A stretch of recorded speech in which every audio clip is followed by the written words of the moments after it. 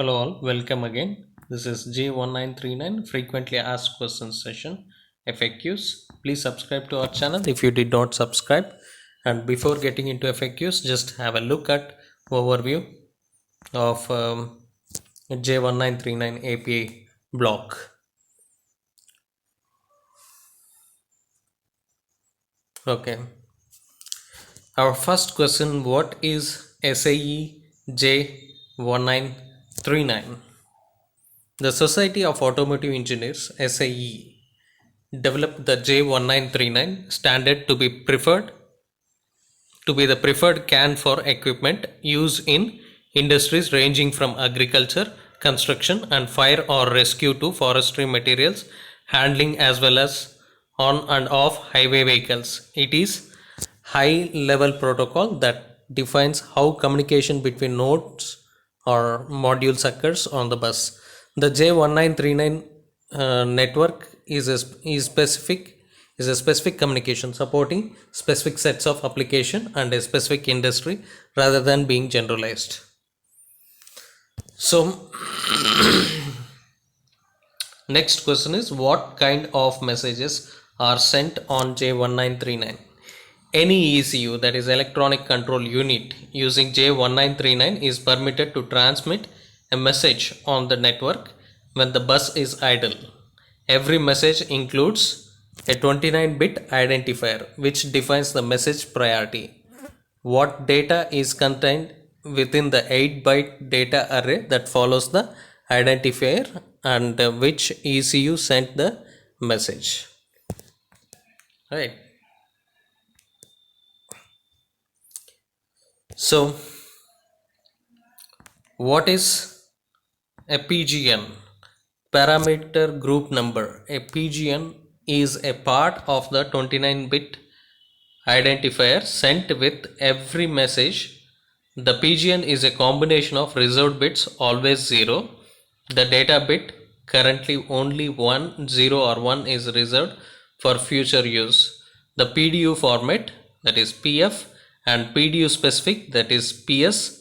The PDU stands for protocol data unit and can also be read as the message format. The PF and PS are both a byte that is 8 bits long. The PS is dependent on the value in the PF field. If the PF value is between 0 and 239, that is 240. Okay, the PS field will contain the destination address of the node that will receive the message. If the global address FF16 that is 0xFF is used, then all nodes on the bus will receive the message. This type of message, one that can be directed to a specific ECU on the bus by sending the message to its address, is called PDU1 message. Similarly, if the PF field is between 240 and 255, previously it is 0 and 239 for PDU1 message. If the PF field is between 240 and 255, then the PS field will contain a group extension that is denoted as GE. The GE provides a larger set of values to identify messages that are broadcasted to all nodes on the network. This type of message is sent to all ECUs on the bus and it is called PDU2 message. Okay, if the PGN uniquely identifies the parameter group, that is PG, that is being transmitted in the message. Each PG, a grouping of specific parameters, has a definition that includes the assignment of each parameter within the 8-byte data field, size in bytes, location of least significant byte LSB, and the transmission rate and priority of the message.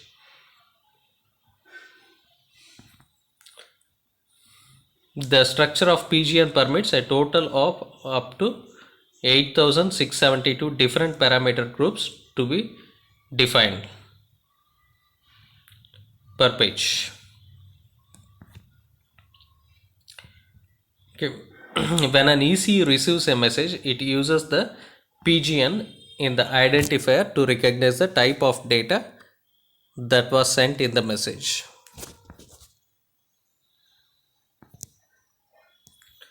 Okay, for a complete listing of PGNs assigned by the SAE committee, refer to the table C1, suspect parameter numbers in SAE J1939. For details on the data contained in each PGN, refer to vehicle application layer in SAE J1939-71 document provided by your OEM. Let's move on to the next question. What is SPN? So each parameter used in the J1939 network is described by a standard. A suspect parameter number. SPN is a suspect parameter number, is a number that has been assigned by SAE committee to specific parameters. Each SPN has the following detailed information associated with it: data length in bytes, data type, resolution, offset, range, and a tag label for reference. SPNs that share common characteristics will be grouped into a parameter group.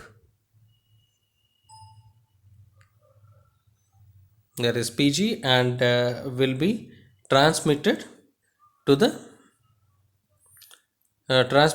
network using the same PGN. So for complete listing of SPNs assigned by the SAE committee, refer to the table C1, suspect parameter numbers in SAE J1939, same vehicle application layer. What happens if my ECU has parameters that have been assigned by an SPN by the SAE committee? See, there are two types in this standard. There are two types of messages, PGNs, and that can be used by manufacturer to handle parameters or messages that are not already covered by the standard.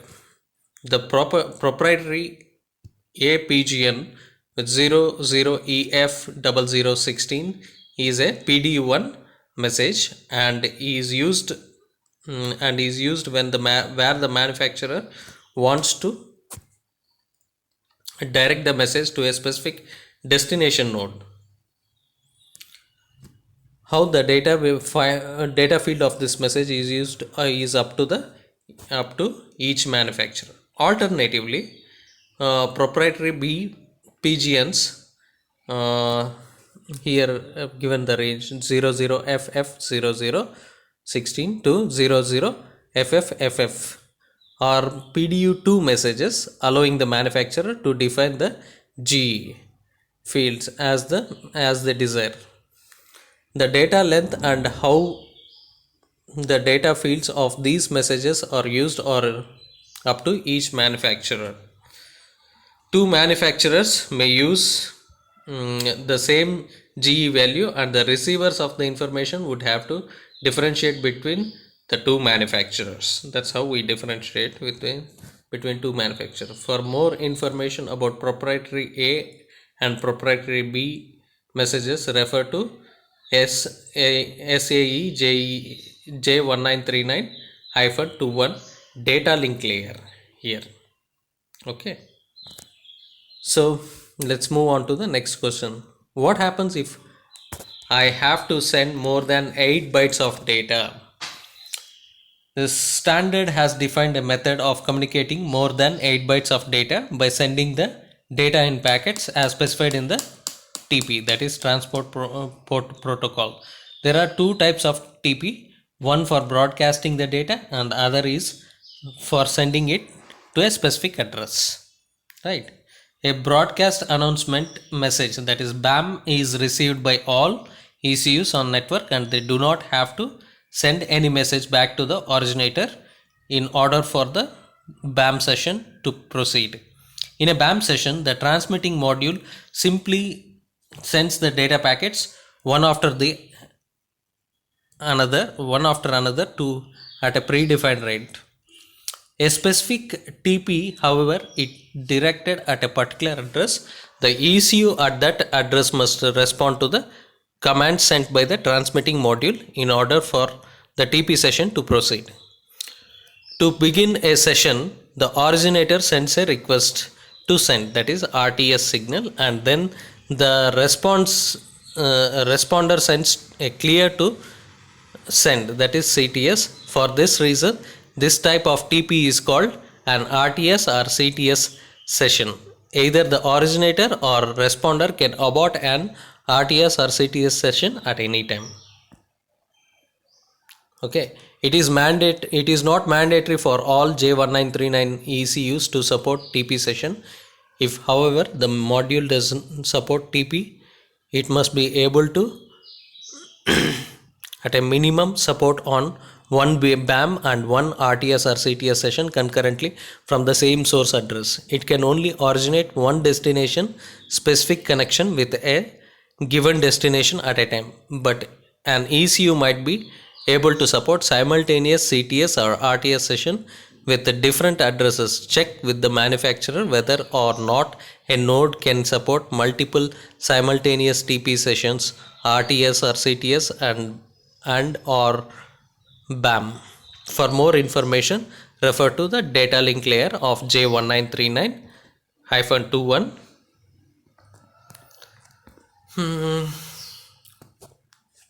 So